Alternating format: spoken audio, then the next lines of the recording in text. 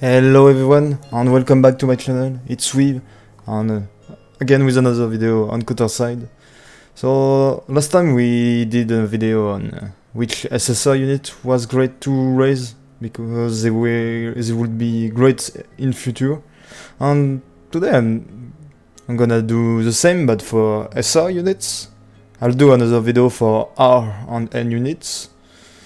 R and N unit will probably be in the same video because there isn't that many, but SR can get their own video because I've done a little list I have on the other screen, and there's actually more than I thought I would find. But yeah, so we'll start off with the strikers. I'll do in the order here. So among the SR there is Hilde, obviously. She's the first unit that's given in the game. She's obviously really good, but she isn't something you need to focus on early in the game. She gives pretty good, just by being on the stage, she gives pretty good buffs, such as crit rate for counter, you can see 20%, and attack for counters, including herself, so she buffs herself even. Outside of that, she just do damage, and she has pretty good survivability for a Stalker. So she isn't a unit you could not raise. In red, it's often used among the last units to deploy, to really buff a lot of units at the end when she's deployed. So yeah, I won't go too much about the unit like I did for the SSR, but yeah, so that's it for today. And another unit, there is a lot of striker on this list to be honest. Another unit that you might already know, because she's probably one of the best among the SR, I would say, for PvE at least. Not PvP, PvP is something else completely, but it's obviously Ling Xian. Ling Xian is your deployment also sprinter. When she is deployed, she gives back 2 when she costs 4, so she basically only costs 2. And every time she uses her ult, she gives back 4. And her ultimate doesn't have really that long of a cooldown, and with cooldown sets, she has even lower. So by bringing M and deploying her early into a stage, you can get your team to be fully deployed more quickly, hence doing more damage overall. So that's why in red she's often used among the first 5 units, I would say, most of the time. So yeah, that's it for Ling Xian. And the last actually striker on the list is Roy Burnett. Roy Burnett is really strong unit against bosses. He has here on his passive a basic attack increased target damage taken, which means that all your units will do more damage on their basic skill on the enemy that is targeted. And the target is he doesn't do AoE on his basic attack, so no, never mind. He does, but the AoE is pretty small, so it's mostly used on bosses for red. And I think I have him in all my red team. He's not deployed too early, but he's a great unit to have around the middle, because the sooner you can get this basic damage increase, the better. And he has a good debuff against bosses, attack speed debuff and decreased defense.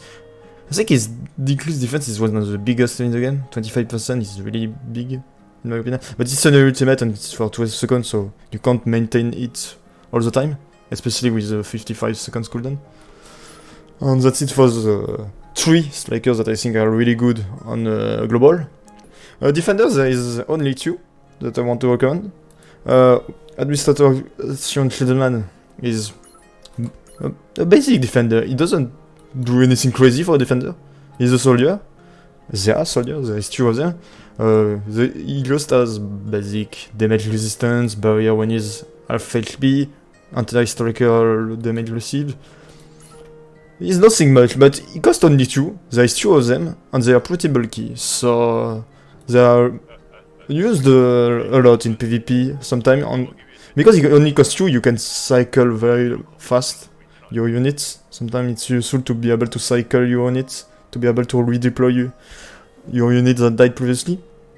And in PvP, in RTA, mostly, if he gets buff, he only costs 1, which really great value if he gets in the buff rotation. So yeah, that's it for Shieldsman. And here I'm gonna talk about a unit that's not on global yet. There is, in my list there is only 4 of those, but Mon couldn't be, I don't know, may I say, she's going to be really soon, I think. She comes up with Veronica Evans. Wait, is she on global actually? Just clicking choose gun? She could be, because there is Veronica and stuff.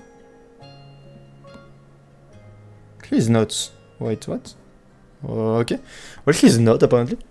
That's weird, since Veronica is here and she's a maid with all of them.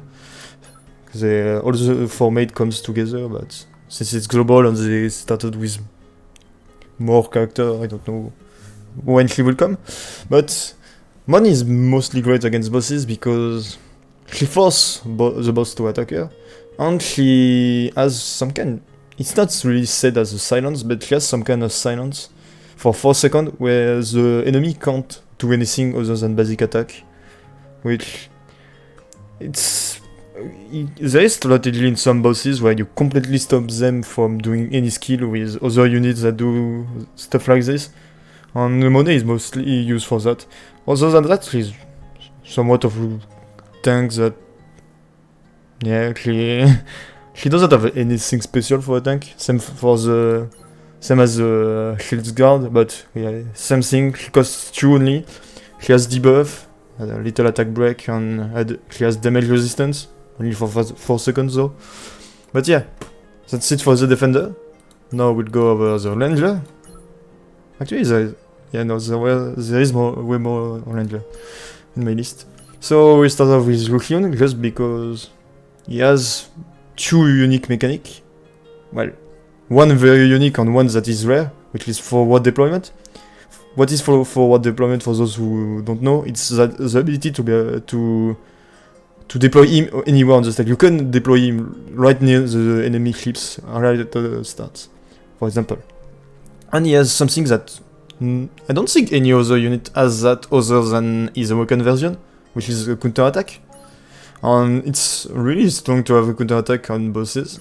And since his Awoken version won't come for a while, he's really good to raise. Because when his Awoken version comes, you will mostly replace him by his Awoken version for counter attack. But yeah, and he has a lot of stun on his skill. He has 5 seconds on his ultimate, and it's always crit, and he has 1.5 seconds on his special skill.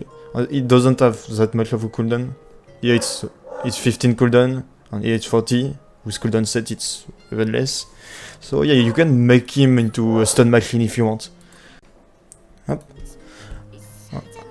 And then another ranger is Kim So-bin. I don't really have a lot of her, but she's a really great anti-soldier and mech unit. You can see there's a lot of damage against soldier and mech. And she is really great damage against those. You'll see that if you use her against counter, she won't do much, just a bit of damage. But you can really... she's really a good unit against mech team. But there isn't any good soldier team possible in a global right now, because there isn't overflow or stuff like that. Mech team, there is only one with Titan, and I don't think it's going to be really popular on global. I think it's this team, for those who don't know, the team with Titan. I still have it, I think. Yeah, this one with Titan. On global, they use another ships, the Abraham, and you don't have Genius, but it's basically the same team. Really good team. But yeah, there is already a lot of counter on global, and I don't think it's worth it to make this kind of team. So Kim So-bin, even if he is on this list, I don't think he will be that strong for now.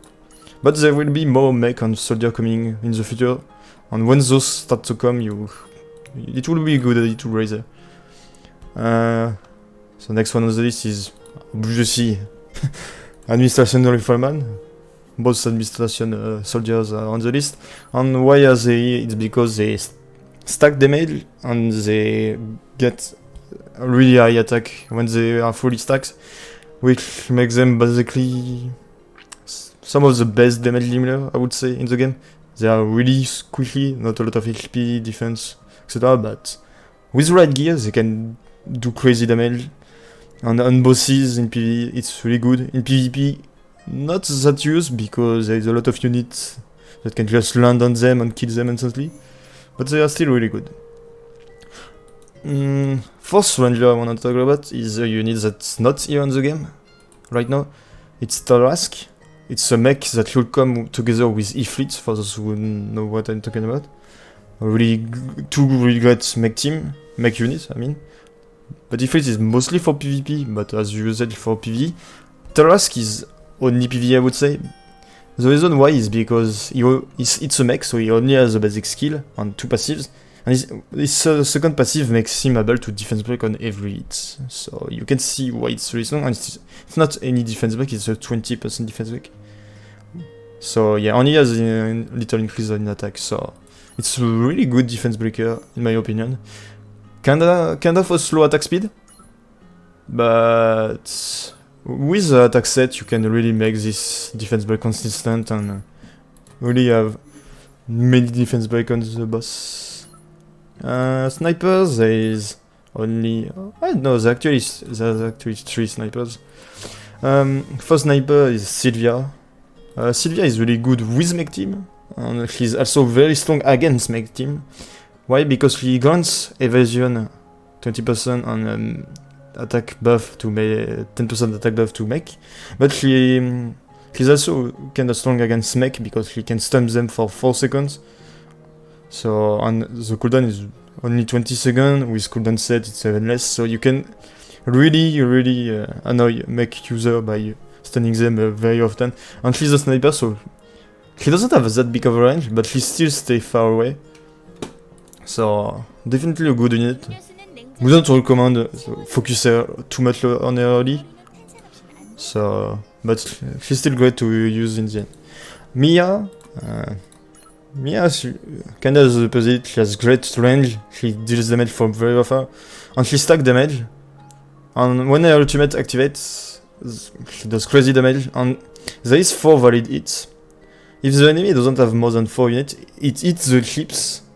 And the clips, I don't know if it's just the ultimate, but she does crazy damage on the clips. I don't know why, but it's a really great unit in PvP.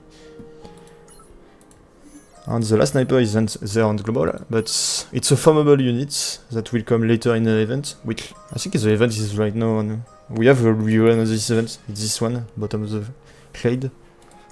You can farm her on every stage, not this, it's Dash. What does Dash do? I think I've already talked about her in my raid video. Dash is commonly used for a defense break. Why? Because a defense break is different from other defense break. You know you can't have 2 of a kind of the same debuff. So whatever defense break you have, you can't have another one. But you can have Dash one. Why? Because it's a defense break that stacks up to 10 times, and it's considered as a defense debuff by the game. So if you go back and watch my raid video, you can see on the boss that there's probably a normal defense break and a defense break with a 10 number around it, and that's Dash defense break. So yeah. Supporter, we have 3 supporter actually to talk about. They are in a row, so yeah. Arius, no, my bad. She's a healer, great healer, with a lot of heal on every skill, and she has damage resistance to all ally, and she grants barrier. So not a lot of talk to talk about because it's just a healer, but great healer for PvE. Don't think so in PvP, but still great. Laura Beatrice isn't a healer. She is more of a debuffer. She has a summon called Pluto, which is a little kitty. You can kinda see it here. Her summon, she gives a lot of buff to her summon, and her summons give... Which one is it? Her summons decrease all enemy attack speed around it. And... where is it? Yeah, she buff... summons even more, and she has the potential to kill any defender and striker when they are 15% lower HP, which is great, I guess, but it's nothing too much. It's not too much, but here is also another debuff. When she does this skill, she basically creates an area where enemy gets even less attack speed and even less speed. So she's good slow in the team. And she doesn't have it on CA right now, I think. But she has the rearm version of her. I didn't check. Does she have it already? No, she doesn't have... yes, she does, actually. Never mind. She does have a rearm. Didn't check that one. But yeah, she has the rearm version, so another reason why you could consider raising her for the future. And then... I think last supporter was Evelyn, yes. So Evelyn is... also here, she has a lot of heal on her skill, and she has also an attack buff on her ultimates. So, and damage resistance buff, so overall great healer for early game. And I didn't specify that, but a lot of the units are farmable in this list. Let's go over the last unit before talking about the farmable units. But the last unit is Shoina. Shoina is basically a... what may I say? She is a budget Sigma? She does the same thing, she gives one deployment resource on her passive when she do every 3 attacks, so kinda like Sigma, she has something to give one deployment resource. But outside of that, she doesn't do much, she increase attack, but yeah. The problem with her is that she stays near the clips, you can't really deploy her too much near the boss, so... But Erdogan goes pretty far and it attacks the boss, so I guess the unclass attack is already right, but it's you mostly use her for the deployment resource together with Sigma to farm DP, by the way. Basically. Not by the way. And yeah, it is. I guess that was it for all the ESA. And yeah, as I said, if you haven't already unlocked it, there is supply resources where you can farm most of this. You can see you can farm Sylvia, Orius, you can farm Evelyn here, and you can farm Nixian, Kim So-bing as well. So yeah, this means that those units are really easy to level 100. You can see like those said units, I have them. Yeah, 110, 110 maxed. So yeah, I hope you liked the video. Consider subscribing if it's not already done, and leaving a like. Peace!